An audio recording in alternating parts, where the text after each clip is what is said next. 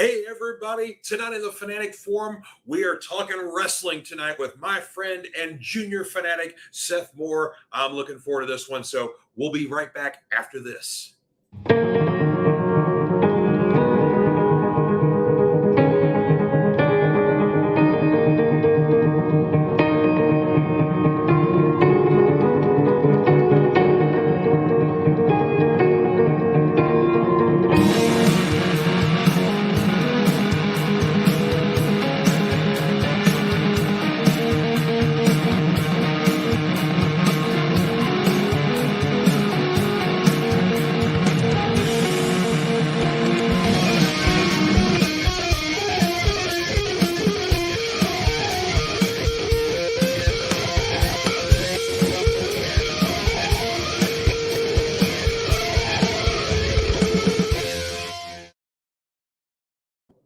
Happy Friday, everybody, and welcome to the Fanatic Forum. I'm your fanatic and host, George Bueller.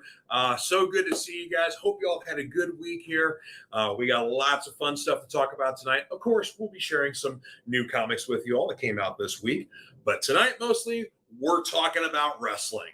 I can't wait. I mean, it's been, not one of my oldest hobbies and passions, but it's definitely up there. But I don't want to talk about it by myself, of course, because that's just silly. I mean, of course, I can talk with you guys, sure, but it's better to talk with other people. So to do that, I got to bring on a special guest here. He was my first guest on my old show, and he's my first guest on my new show here. The Man Hammer himself, Seth Moore. Come on down, sir. Hi. Good to see you, sir. Good to see you too again. Good to be talking this stuff again and having a format to do it. I missed it. Right? Yeah, it was a lot of fun. I couldn't resist basically talking wrestling here. I'm like, okay, who do I know that's a bigger wrestling fan than I am? That's so. I do love my wrestling, probably to a little bit of an unhealthy degree, but what are you gonna do? I know, yeah. But of course, we've been friends and family for almost over 30 years. Mm-hmm. Oh yeah, I know, right? Gosh, we grew up together, Yeah. So, the neat thing is basically since we're both really hardcore AEW fans, and definitely since the pandemic, you and I basically had a standing date on Wednesdays and Fridays. Watching the show together and just texting back and forth. Yeah. We're actually we're not upset that Rampage is on tonight while we're recording, but yeah, it's what we'll be doing after we're recording. So right. Yeah. So and of course, as we've been joking around, the past couple of weeks, we've had Old Man Rampage at 5:30 Eastern, which has just been awesome. Yeah, it's been great because both of us at this point, we're just old dudes, so we can at 5:30 we can be done at 6:30 and be like, sweet, bed by 8. Yeah, exactly. Oh man. So like I said, tonight we are definitely talking about wrestling here. So of course, get in your comments and your questions and whatever else, but got to conduct a little business here because hey, we're on Facebook here. So if you're not a fan, or if you know somebody that needs to be a fan, like and share on Facebook, of course. And then if you don't do the Facebook thing and you're on the YouTube, same deal. You can like and subscribe and share with your buddies and everything, because hey, more the merrier. All right. So, like I said, first we're going to share some fun stuff here before we get really deep into the wrestling talk here. So, if you don't mind, I'll start off and show some new comics that I got this week. Absolutely, please do. I'm excited to see what you got. Yeah, it's a light week too. I literally had 8 books in my pull file this week. Right. So, but next week it's 16. So it's yeah. All right, so here, new number 1 this week. Thought it was fairly decent here. A new Savage Avengers run here. Okay, so we got Conan here in the team. There's Deathlock, Weapon H. That's Elektra in the Daredevil costume. That's fresh, still within the Devil's Reign storyline. There's Black Knight, Anti-Venom, and Cloak and Dagger. Okay. That is an interesting Avengers lineup. It is. Of course, this is still kind of taking in the whole, Conan in the modern day. And even though there was like a Savage Avengers book that, Mike Deodato was doing the art for, and I think Jerry Duggan was writing it.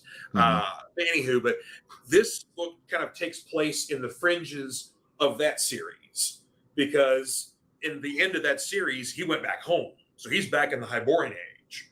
Yeah. But Marvel decided, hey, we're going to launch a new one. So, like, there was a whole period of several months where he was kind of out and venturing on his own. Well, this is in that period of time. So, of course, Marvel just recently is giving up the license for Conan and going to, I'm not sure which company is going to right now. Somebody, I think, fairly new.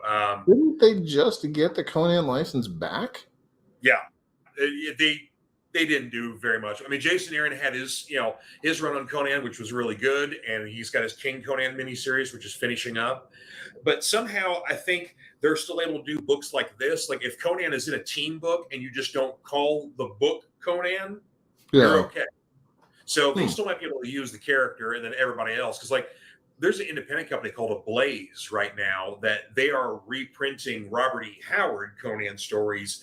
They're illustrating them and making the art's beautiful, but it's like a straight adaptation of the Robert E. Howard stuff. So they don't comic book it up. So it's very adult, very grim, and Conan actually kind of looks almost different depending on the artist's interpretation. Yeah. So I mean, they've done a lot of classics so far. They've done Frost Giant's Daughter. They're doing Dragon on the Moon right now, or Hour of the Dragon right now. Right. They've done Iron Shadows on the Moon.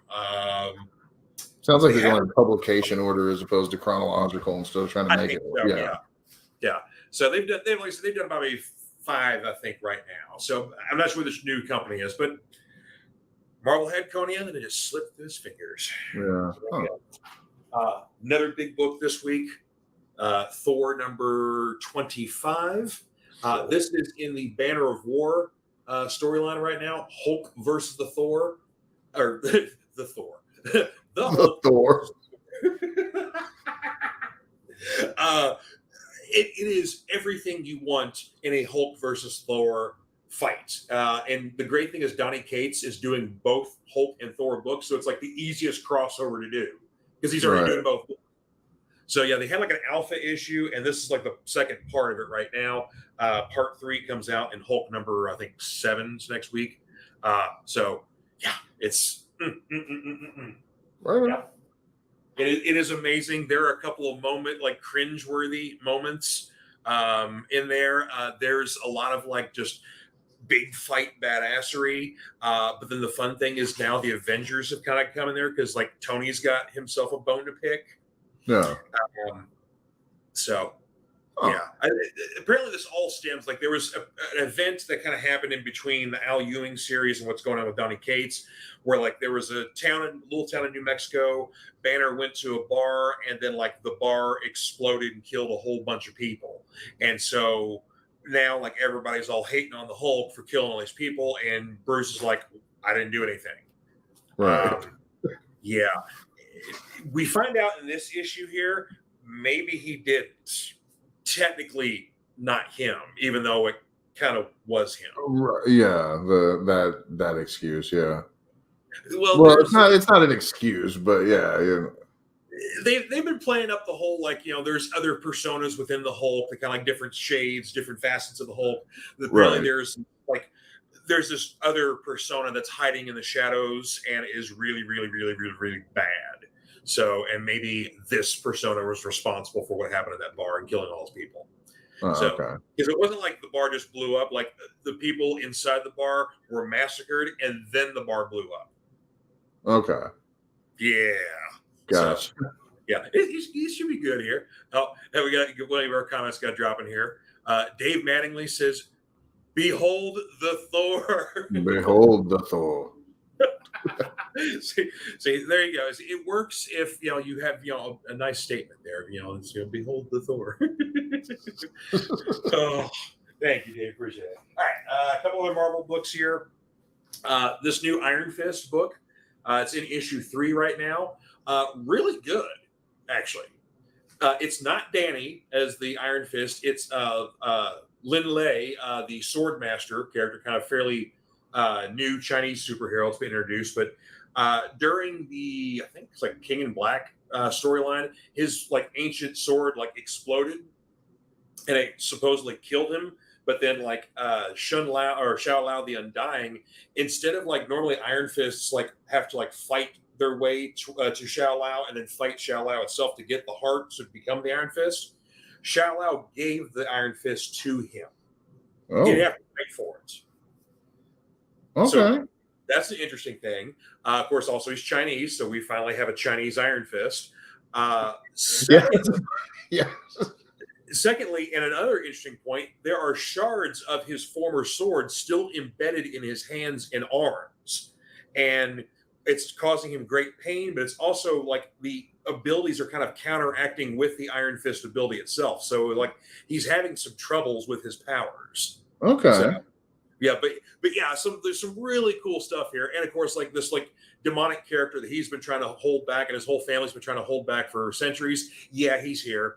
Sorry, when the sword exploded, that just kind of opened it up, and so he's here. So we kind of get the first taste of him in this issue here. So that sounds like the most interesting Iron Fist to me that I've heard about. Like, it's just, he never did anything for me as a character, but that actually sounds kind of cool. It's really cool. Let's see, the Alyssa Wong's the writer on it. Michelle Yig and Sean Chen are the artists and inkers on it. Of course, this is definitely a Jim Chung cover right there. Or no, that's not Francis Yu. Yes, I'm sorry. This is Linnell Francis Yu. I'm sorry. My bad. Okay. Yeah, Jim Chung's got a variant cover. But yeah, you're absolutely right. I remember it was like Matt Fraction's Iron Fist run where he kind of introduced like other Iron Fists, like the immortal weapons, and then like the Iron Fist, like the early 1900s, the one that used like guns as his, instead of kung fu, used guns and stuff like that. Those were like really interesting characters because like everybody's more interesting than Danny Rand. Yeah. I've always loved the Iron Fist character, but it's always been like a sticking point. It's like, okay, the character's cool, his look is cool, the world is cool. Danny is a douche. Right. He's the one thing holding it back.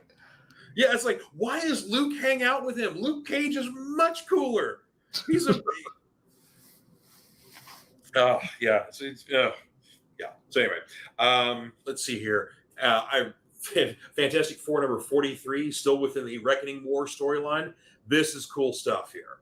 This is like old school, like big space thing coming, and like the Watchers are involved, Dr. Doom's involved, and yeah, really, really cool. Good old school pulp Fantastic Four, like awesomeness. Totally, yeah. Dan Slott, of course, still been writing this one, and it's a plot line he's been kind of really building up since the beginning of his run and taking a little bit off of the previous run as well.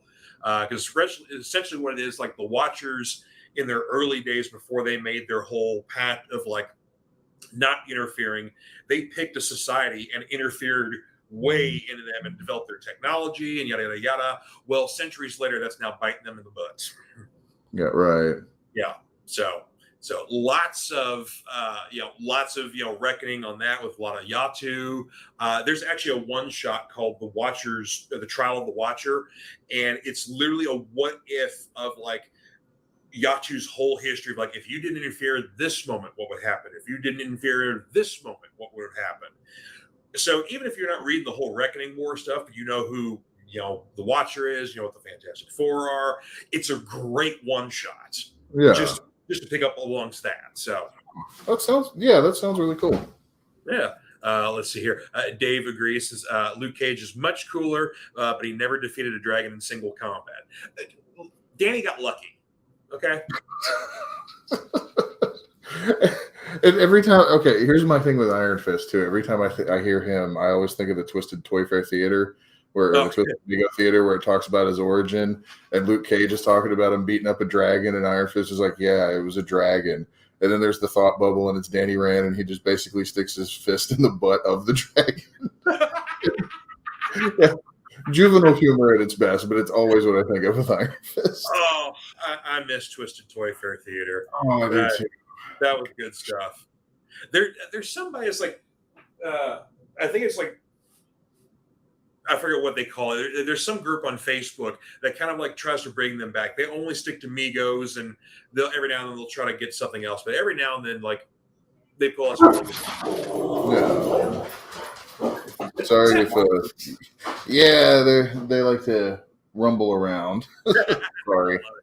Well, you're fine. I'll say the girls are behaving themselves this evening. So, Okay. let's see here. Last couple books here. Batman the Knight. This is now we're 5 of 10 issues in here. Chip Zdarsky has been writing this, and it's essentially this is Bruce's origin of like when he left Gotham and like learned stuff. Okay. You know, like learned how to be a thief, learned how to be a fighter, learned how to be a detective, all that kind of thing. And it is amazing.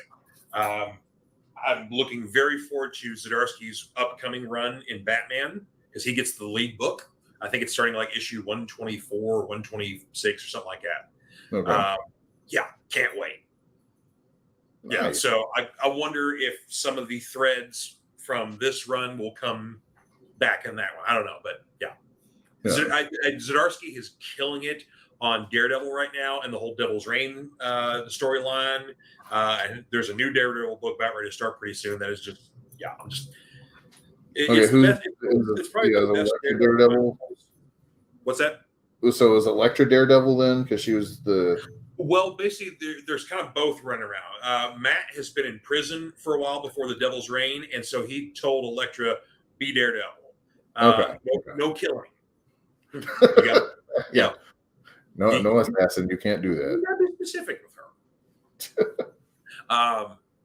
Yeah, so she's been running around as Daredevil, but Matt's still out there. And then when he got out of prison during the Devil's Reign storyline, so now there's kind of like essentially there's 2 running around as Daredevil. So yeah. I think there's like a mega issue coming up that kind of wraps up Devil's Reign, and then the first issue of the Daredevil series will kind of like piece everything together, and we'll figure out who's going to do what, and if Elektra's going back to being Elektra or what. I don't know. Okay. One more here from Image, A Town Called Terror.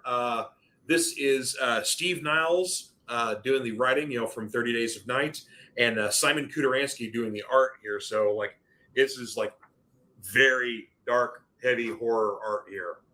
I like Steve Niles, and that looks really, really cool. Yeah, the 2 issues in, the premise is still not 100% clear. This town that's literally called Terror, is the protagonist escaped this. It's seeming like escaped from this town when he was like a teenager, and for some reason his dad is like been resurrected. He died and has been resurrected, and this is calling the son home because apparently it's like kind of almost like a supernatural, like the show kind of thing, like it's a family-run monster hunting sort of thing like that. But the son has been reluctant to take over the mantle. So, okay, I think that's what's going on. I don't know. Okay. It's still not clear yet, but it's still like it's very compelling. So it's the art's great. So yeah. So let's see. Dave says there's 2 Daredevils and also 2 Matt Murdocks. I think Mike Murdock was killed during Devil's Reign. I think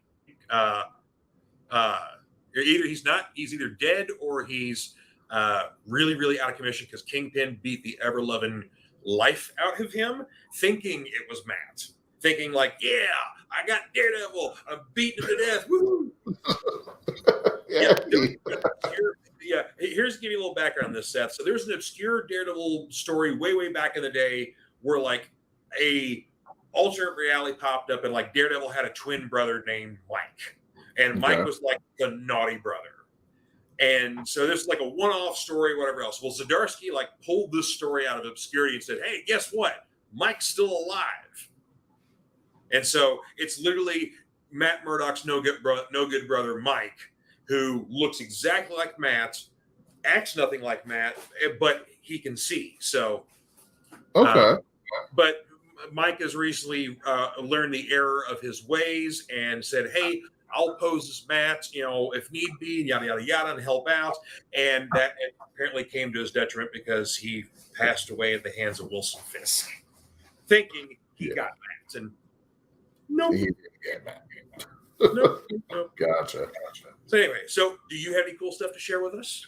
I do. I decided that I was going to buy all the Kung Fu movies. And I kind of started. Arrow Video has been putting out these really awesome box sets, and they put out this Shaw Brothers box set, and I was able to get a pretty good deal on it, so I got it. And 12 movies in here, ranging from King Boxer, The Five Deadly Venoms, the sequels, a couple of them, Mighty Peking Man, one of the kaiju movies. 2 of the comedy, Dirty Ho is one of the comedies in here. It's apparently Shaw Brothers. I'm learning a lot about the Shaw Brothers stuff because I've seen some of it, but never really got to, delve into it with this. But I'm learning about them as a studio system and what their differences between them and Golden Harvest were as far as the Kung Fu movies of the time. And then there were a bunch of other places. 88 Films has been releasing a bunch more Shaw Brothers stuff too. Ooh, so, nice. That one. Sorry, new to this still. Shaolin Mantis, nice. Shaolin Mantis, Monkey Kung Fu. Cool. Yeah. The slip covers are on the limited editions. If you can do reversible cover art on stuff, I always do that. Oh yeah, Flag of Iron. Shout Factory, Scream Factory does that all the time, and and I'll just go through these real quick just to burn through them. But more of these. Look at that. There's more of these Disciples of Shaolin. And then 2 of them, the last 2, and I'll do them really quick too because I'm really proud of it. I suggested this one to you the other night. Extreme Prejudice with Walter Hill. It's on sale at Best Buy for $12. You can get it right now. Go for it. Do it. This is packed with special features. It's a modern day Wild Bunch kind of movie. It's got Nick Nolte, Powers Booth. It's just one of those. It's Walter Hill wanting to be Peckinpah. And there's a bunch of is Clancy Brown's in there. He's in there. Yeah, he's there. I'm trying to think, William Forsythe is he there too? Yeah, William Forsythe, Michael Ironside. There's all these 80s just badass guys, and a lot of character actors, all led by Nick Nolte. So there's so much testosterone in this movie. Yeah. It's a big deal if this movie finally got put out because I don't even think it got a DVD release because it was if it did, it was a weird reason too. Yeah, I haven't seen this movie. I would say probably at least 30 years, if not more. Yeah. So. So it was. That's VHS, put that way. Right. Yeah. Here, Dave's got. Let's see here from. Speaking of Chopsaki comedies, Kung Fu Hustle is getting a sequel. Yeah, I did hear about that. That was actually one of the movies that I had to get on Blu-ray too. I just didn't show it because I'd be still showing more movies. But Kung Fu. I was really excited to hear that Kung Fu Hustle was getting a sequel. That movie is a lot of fun. Yes, it is. That's amazing. Speaking of Monkey Kung Fu, the Hit Monkeys. I have not seen the Hit Monkey series on here. I need to watch that. So is it the Marvel hit? Oh, yeah, it is the Marvel Hit Monkey. Okay. Yeah. Because I'm thinking of Detective Chimp over in DC. Yeah, DC. There's a lot there. You would be surprised, folks. There are far more simian superhero characters than you would think. It's not there just really are. Yeah. There really are. They're usually a lot of fun. I love them. I'm pretty much if you're an anthropomorphic animal in a comic book, I'm a fan of you. So yeah. Exactly. So, before we get started with the wrestling talk here, we'll do a little bit of business here and air a spot here for Comic Books for Kids, a very notable charity here. So we'll be right back. Comic Books for Kids provides comic books to kids in hospitals and cancer centers across the U.S. It's a place where we can all work together to make sure every child has a comic book. 100% of all proceeds go towards the kids. It's about making a difference, and while they're in the hospital, allowing them to fly like a superhero, battle dragons, or rescue teddy bears. We are in every state in the country and now support over 160 hospitals. Every month, we add more. Visit cb4k.org. See, a lovely charity. You get comic books for kids and hospitals and whatnot. So, Yeah, that's really awesome. yeah, pretty good stuff. So, I mean, I always love to give out free comics anyway, just, my own edification. But, yeah, I mean, get to do it for kids and hospitals and whatnot. So, that's pretty cool. Yeah. Yeah, you are actually like the one dude that like just gives away comic books hand over fist. You're like, this was great stuff. Take it. Like, I'll come over to your house and I'll leave with bags of comic books, entire runs of things that I'm not complaining about at all. I love it. I appreciate it. I enjoy sharing the hobby, and I mean, of course, too. Yeah, it's like I know, like, okay, if I want to try to resell this, I mean, there's, it's like it's better, like just gifting it to somebody else and passing it along as letting it, in a bin. Or whatnot, so yeah. Yeah, no, I totally get you there. I do. Yeah, the thing is, right now, I mean, like I'm working part-time in a comic book store, and especially like all I'm doing right now is kind of sorting through like the last like year or so kind of back issues. And it's like, man, you could tell like what books took off or like what variant covers took off and other ones that did not. Yeah. So yeah, I can interest you in many copies of the Scorch #1 right now. I think I'm good. I have a few of those, so we have many variants. Yeah. It always kills me what becomes dollar fodder too, and then what gets rescued out of there, because so many books now are like that.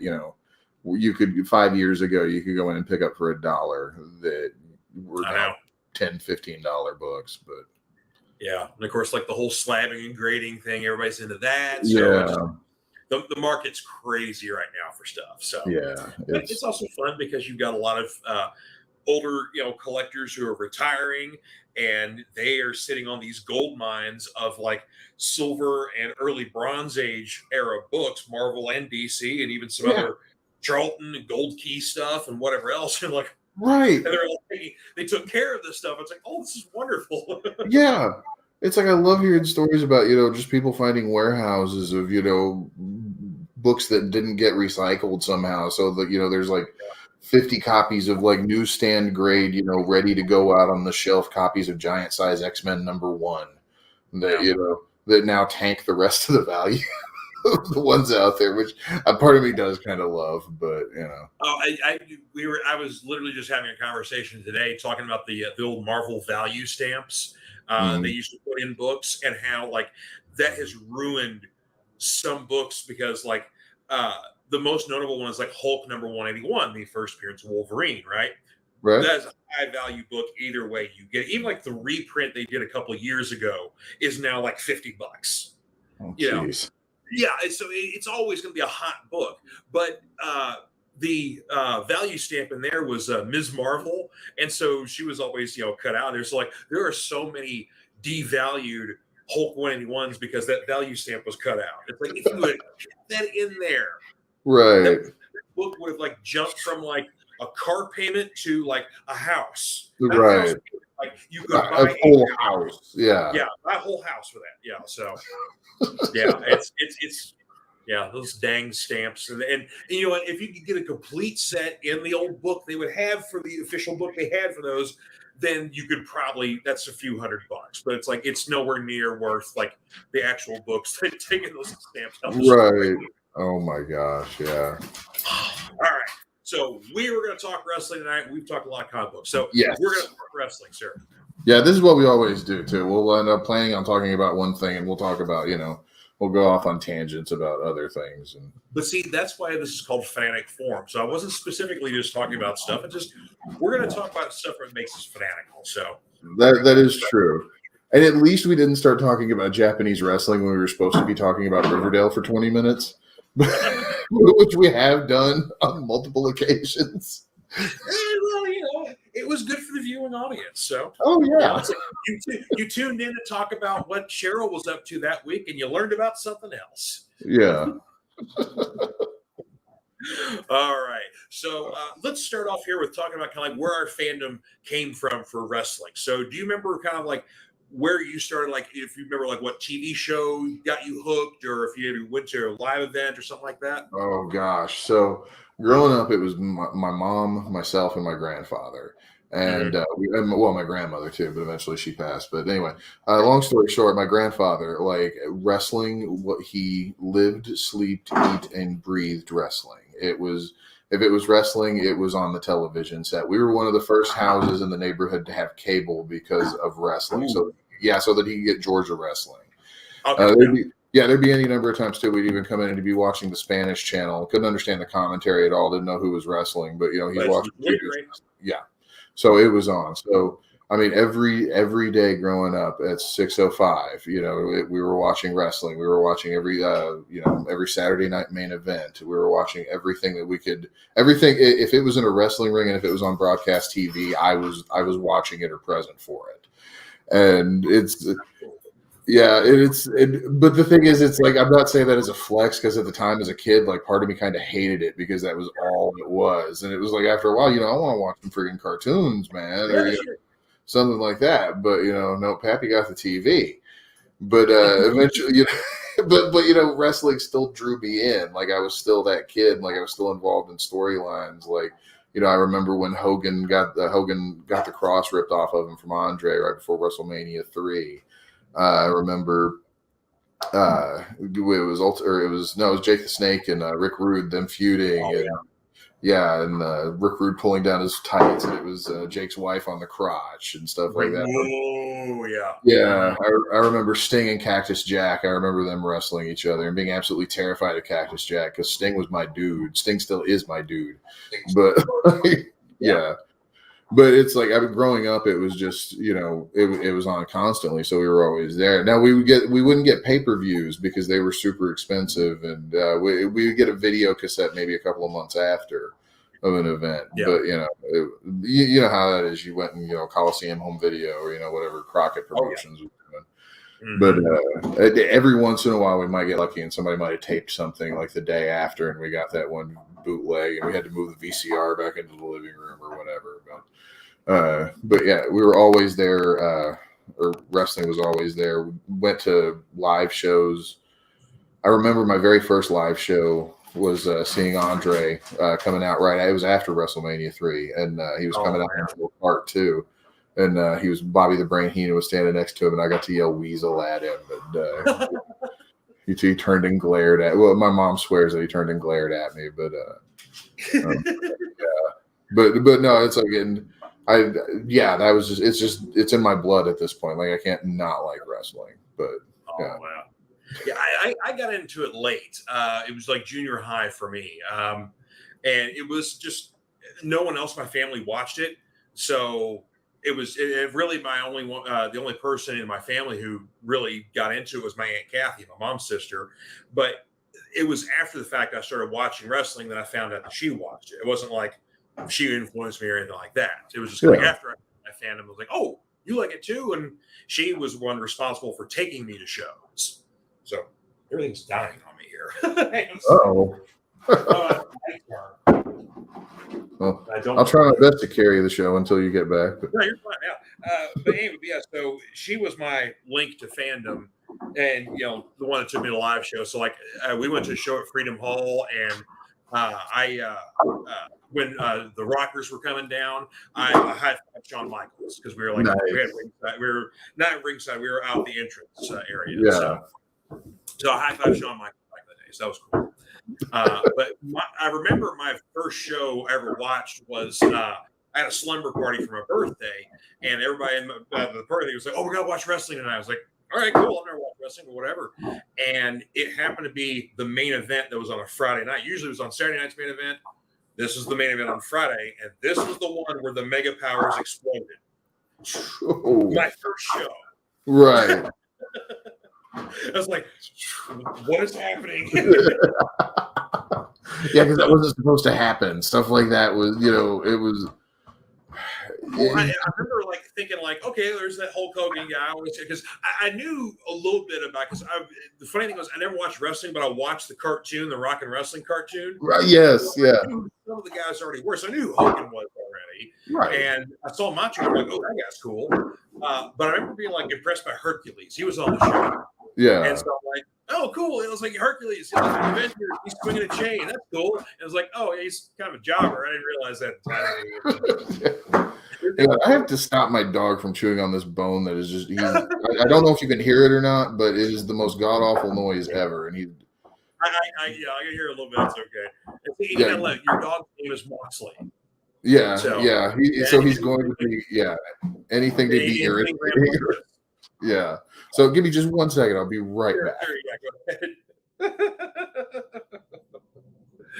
I gotta go to a comment here that Dave put up here. So let's see here.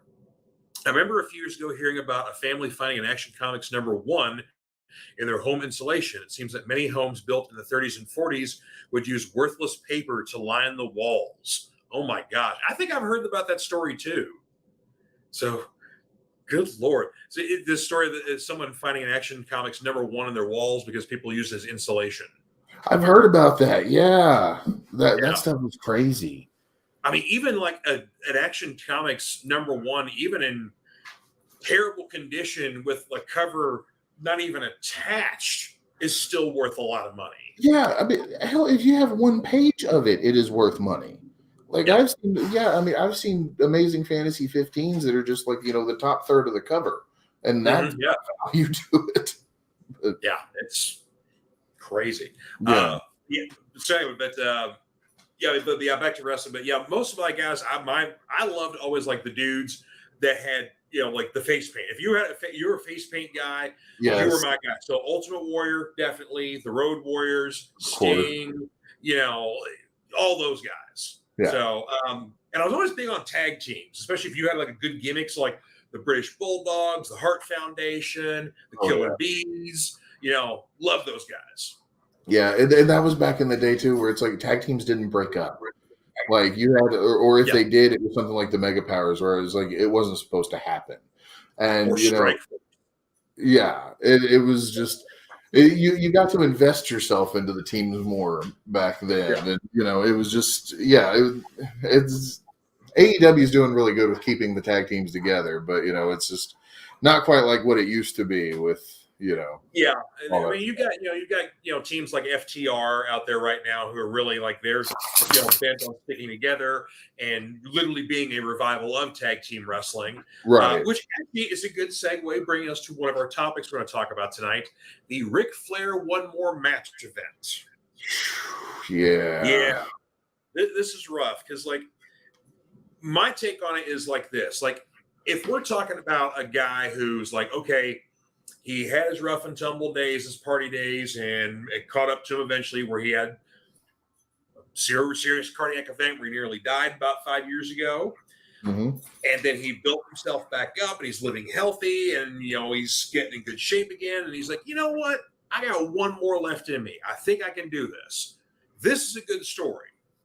Unfortunately, we're talking about Ric Flair here, who the man still parties like it's 1984, even though he is in his 80s and has had cardiac issues. And I don't care if he's been training with Jay Lethal or whatnot, who Jay's a great wrestler and a good guy to learn some stuff from and work with safely because Jay's very experienced, so he's going to be safe. But this has got bad idea written all over it.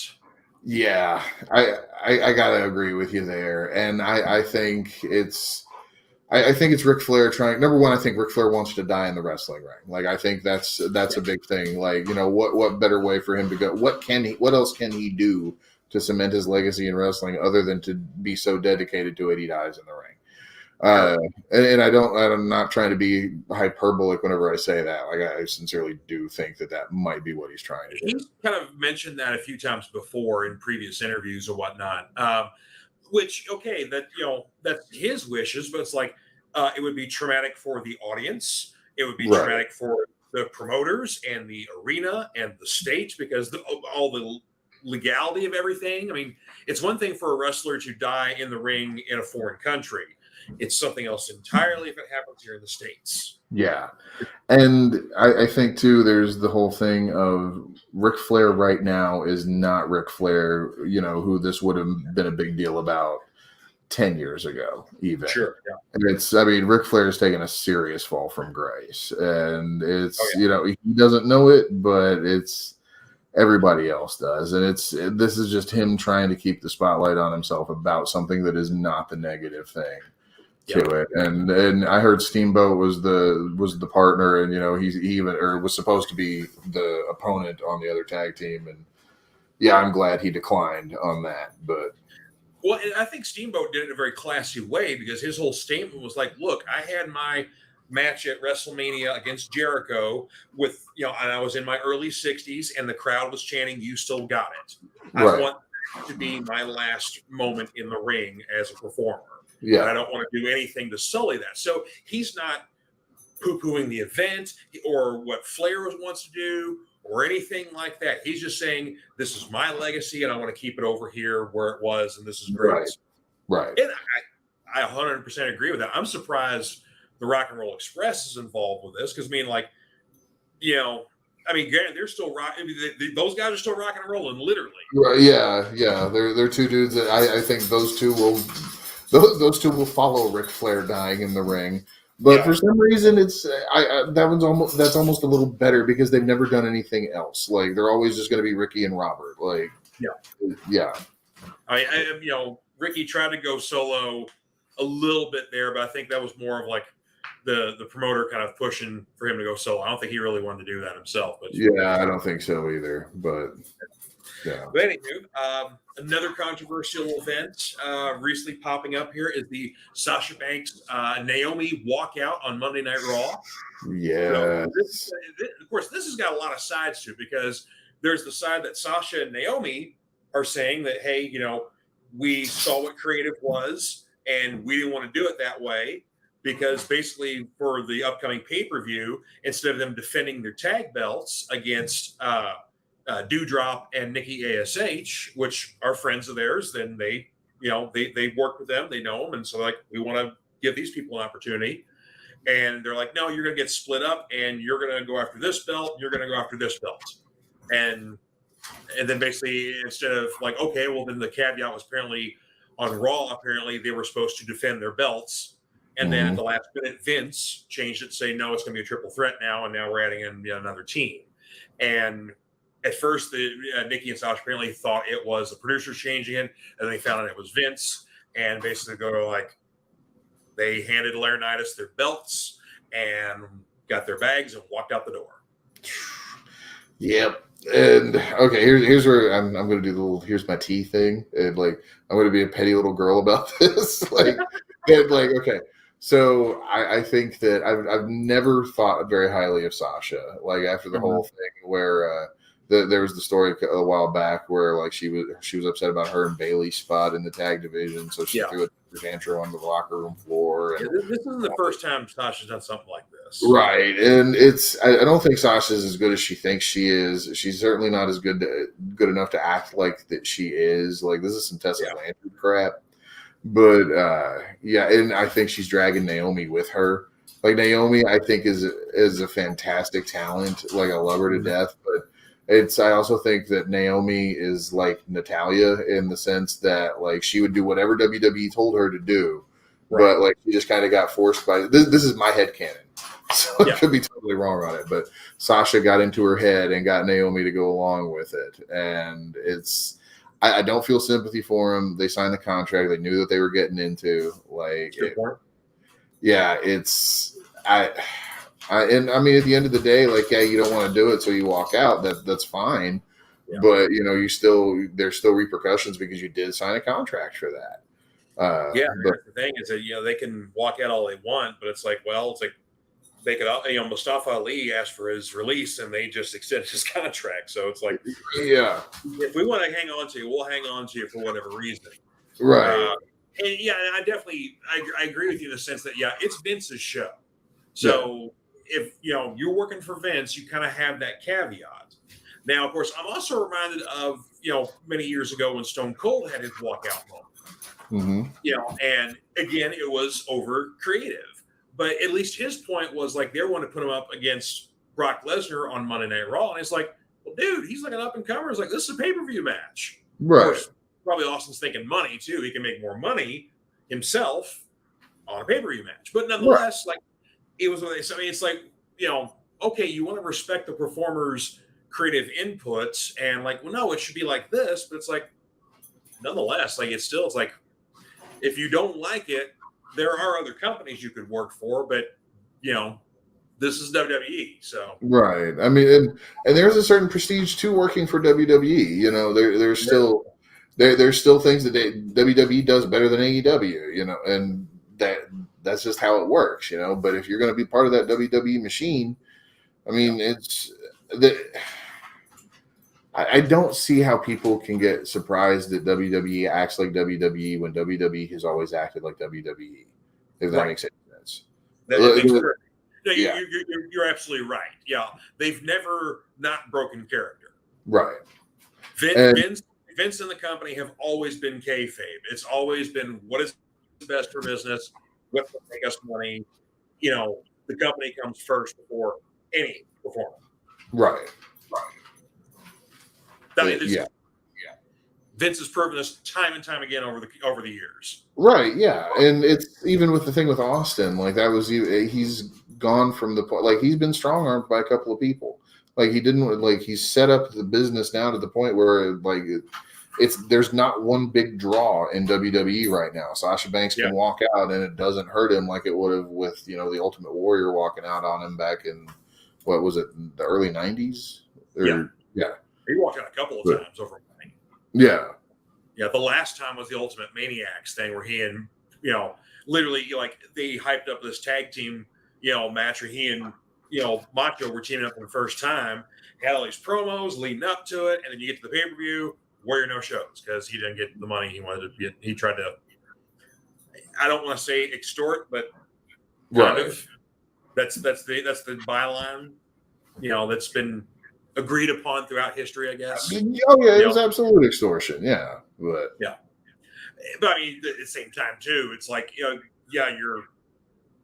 trying to hustle the devil himself for a couple extra pennies. So it's like it wasn't like you're going after Mother Teresa and get an extra buck here. It was like, he can kind of I can see because Vince is going to make a lot of money off that. Why not you make it a little bit more yourself because you're the one in the ring getting hurt? So and I know the payout structure at the time was completely different than what it is now in the contracts for the money. And I didn't even know that. I just found this out not too long ago that apparently like the early WWE contracts were only like $500 and for only 5 dates. And but you could still work more.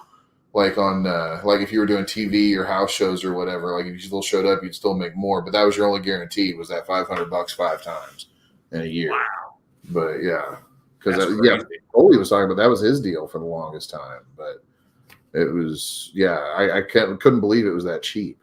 But jeez, But I mean, I guess it kind of makes sense because those back in those days they didn't have exclusive contracts anywhere. So it was literally like, you would wrestle for the WWE one night and then the next night you were wrestling for another company in another town. Right.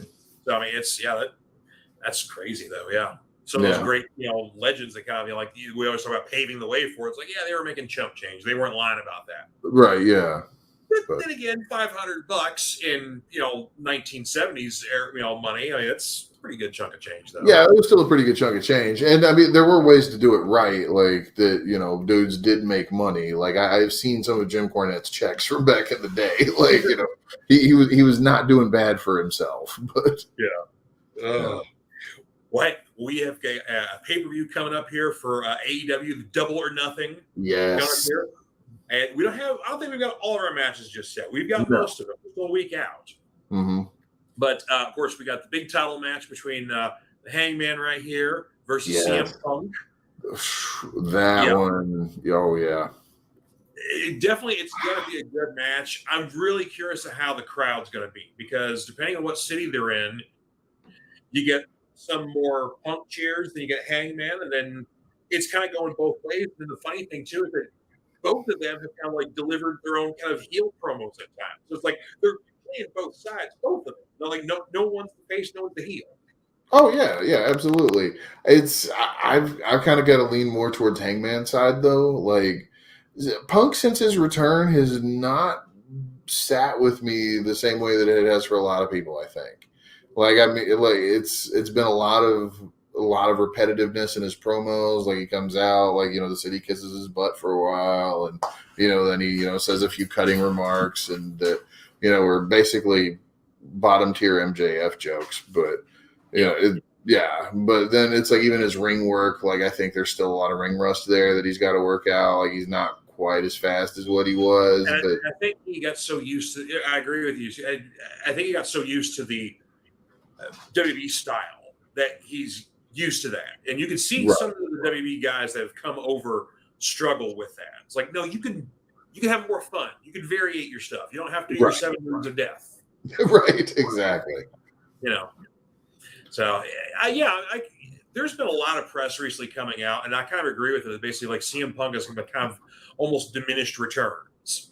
Yeah, it was a big deal when it happened, and I don't think that there's been enough done with it to continue the momentum for it. And the more I'm hearing CM Punk talk, the less and less I'm liking him.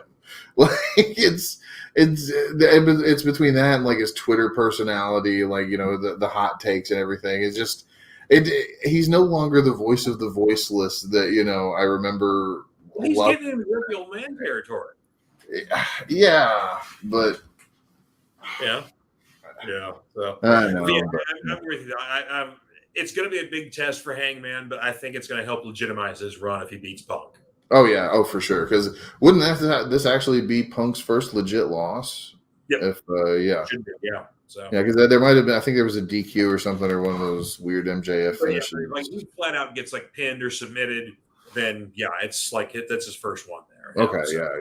Yeah. Let's see. Of course, they finally kind of just really started putting it together this week on Dynamite, but the women's title with Thunder Rosa and Serena Deeb, which that's going to be good. Oh gosh, and I love Thunder Rosa. Thunder Rosa's my girl. I gotta stick with her on that one because I want her to have a good long reign. Yes, I agree with you there. Of course, Serena Deeb, I mean, she herself, thank God she had a great run as the NWA Women's Champion because, that is a woman who deserves the pedigree that she's getting now in AEW because of how good she is of a wrestler and how basically she's like, I love the whole kind of Bret Hart kind of feel to her, gimmick that she's doing now. Right, yeah. Is that level of good. Yeah, and she's really getting her chance, and like I think that she's just now like really starting to take off. Like anything that we see is just it's going to get better from here. And, I agree. Yeah. Oh, we got one little comment in here from my lovely wife saying hi to us. Hi, Michelle. She's watching live. Awesome. Wow. Of course, we've got the wrap up to the Owen tournament for the men and the women. Yes. Definitely with the men, it's Adam Cole's tournament to lose. It's their show. No doubt about it. Yeah. Yeah, I think that we're just going to have a really good match we're going to have a good match just for that, that reason alone. But, The women's, though, is not completely clear because, like, it could be Britt Baker. It could be Toni Storm. And, I almost want it to be Britt, but the other hand, I would really want it to be Toni Moore. The first couple, basically, winning the Owen. Yeah, it's it would be great. That would be cool. And of course, this would be a big push for Toni and kind of like, show off like her pedigree. It's her, herself because she's awesome as well. And we got to see more of her performance in like the Mae Young tournaments than we did in her NXT runs. Right. Yeah, because the Mae Young, it's like we're letting anybody come in, you wrestle your styles and whatever else. But it's like she kind of got when she was in NXT UK, it was fine. But when they got brought her to regular NXT, she got neutered a little bit. Yeah, she got, and you could tell like she was not the same, that you had seen her before. But here with AEW with the stuff that she's been doing, it's it's definitely reinvigorated her, and you can tell. And it's. And I'm going to be on Toni Storm right now is in my top 3 of the women's roster on AEW. And, for sure. Being Thunder Rosa, Britt Baker, and Toni Storm. But Statlander would Which be is a controversy because your mother's a big Britt Baker fan. So it's like, yeah. So your mom would put Britt as number 1, but you got her as number 2 here. So yeah. That is a bane of content or a point of contention. But yeah. Let's see here. Of course, we got the tag titles being defended in a triple threat. Yes. Honestly, I don't think they've really done as much of a job of building up. Like, we're just basically throwing another threat at Luchasaurus and Jungle Boy, but it's like they'll get past it. Yeah. I don't see anything different changing here. The only thing that I think that could be different is if you had a Christian heel turn in this, that could affect the title change. But I don't know if we're there yet, because I think that Christian's heelness has been directed more towards Jungle Boy than anything else specifically. But yeah, there's definitely, like, we noticed a little something on Wednesday when Jack was really taking that loss hard. And then kind of like, then Christian kind of gave him that brace to, but then like Christian had that look in the camera. It's like, yeah, I noticed that too. Yeah. So it's like, okay. So yeah, of course, the thing I love too is like WWE would pull that trigger tomorrow. Oh yeah. Like AEW, like they're not going to wait. They're not going to pull that trigger on Double or Nothing. They're going to pull that trigger 6 months from now. Right. So it's like, that's be infuriating. But sometimes it works. If you draw out of the Kenny Omega Hangman story, the way they drew that out. Of course, reality and injuries and COVID kind of got interrupted with that too. But still, the way they were able to draw that storyline out, it made Hangman's win so much better. Yeah, when he won. So I like when they sometimes play the long game on stuff. So if they build it enough, it could work. Oh yeah, don't get me wrong. I do love the long-term storytelling. I'm very much so. But yeah, of course, big grudge match that everybody's waiting to see happen: Wardlow and MJF. Oh gosh, I can't wait for that. I loved this past week. I want to see MJF get taken to task. I'm taking the woodshed, behind the bunker, underneath the front porch, just. I love how AEW there has to be like at least one good MJF ass kicking a year, and it looks like Wardlow's finally going to get talk about long-term storytelling. Yes. This has been day one stuff that's just now coming full circle. You just knew that Wardlow was going to be a powder keg at some point and beat the crap out of MJF, but so I can't wait for that one. So that's definitely going to be a fun one there. I can't imagine, like, outside of Long Island, anybody wanting MJF to win this. Right? Yeah. No. No. Everybody wants to see MJF get the crap knocked out of him. I know. I love how like Long Island is kind of like how Canada is for the WWE, where it's like it's bizarro land. Yeah. Yeah. I mean that last MJF promo, not this week where Wardlow got whipped, but basically the week before where we had the fake Dark Side of the Ring episode. Yes, was just brilliant. Yes. Brilliant. Yes. Yeah, that was so good. I just loved seeing Barry Horowitz, famous Jewish wrestler, was like, yes. Yeah. Of course, another one. This was announced just this week on Dynamite, but the gang warfare between the Jericho Appreciation Society and the very, very loose, somewhat affiliation, toxic, already of the Blackpool Combat Club with Eddie Kingston, Santana, and Ortiz. That's going to turn into just anarchy. So halfway through that match. The only thing I'm sad about that it's not going to be a blood and guts match, but that there's. I think it's going to be pretty bloody nonetheless. Oh yeah, absolutely. But yeah, I mean they're really going to pull out all the stops. At least with the 5-on-1 side, somebody might legit die. But Jericho's not afraid. Yeah, Jericho might be the guy that dies in the ring. He's a wizard. He can't die. That is true. Yeah, he is a wizard.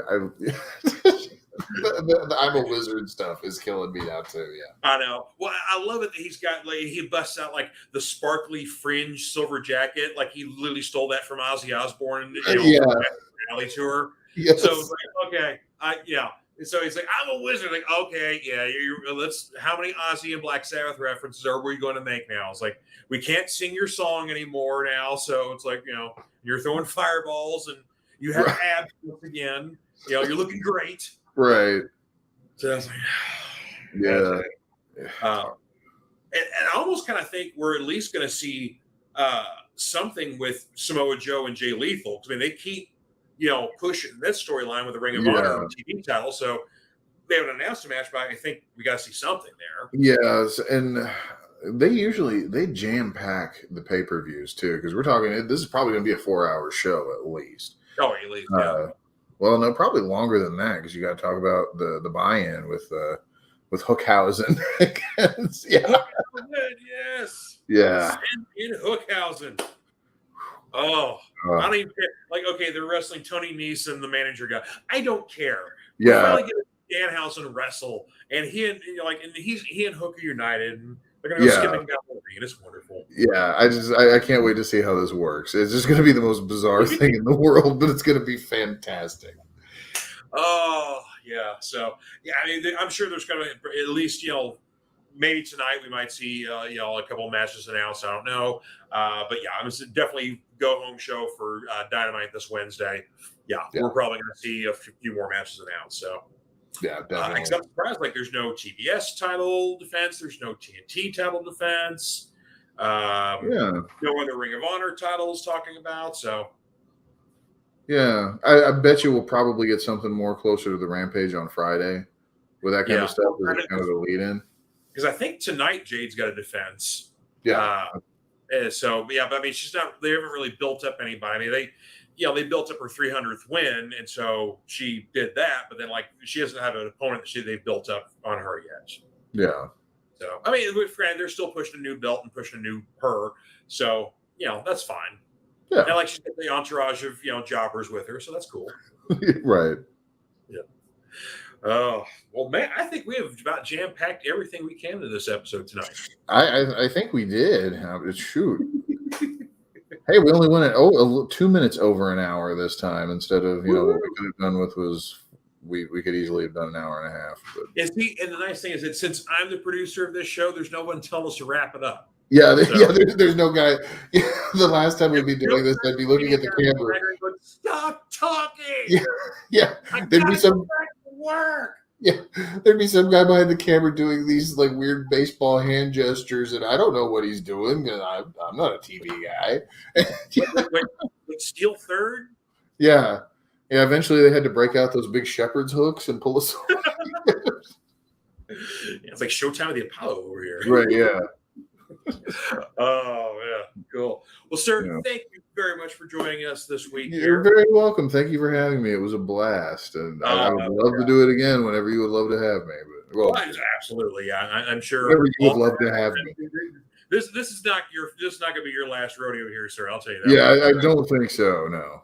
Yeah, you pick up the phone faster than anybody else, so that's to your detriment. So. Oh well, thank you. All right. Well, I will release you, sir. So you have a good one, and I will see you in our text exchange. Talk about watching Rampage on DVR. Sounds good. Thanks again, man. Love you. All right. So I hope you guys enjoy the show here. Of course, like I always say, share the chat. Like, subscribe, all that good stuff here. Join the conversation. We love having you guys here. So you all have yourself a wonderful week, and we will see you next time on the Fanatic Forum.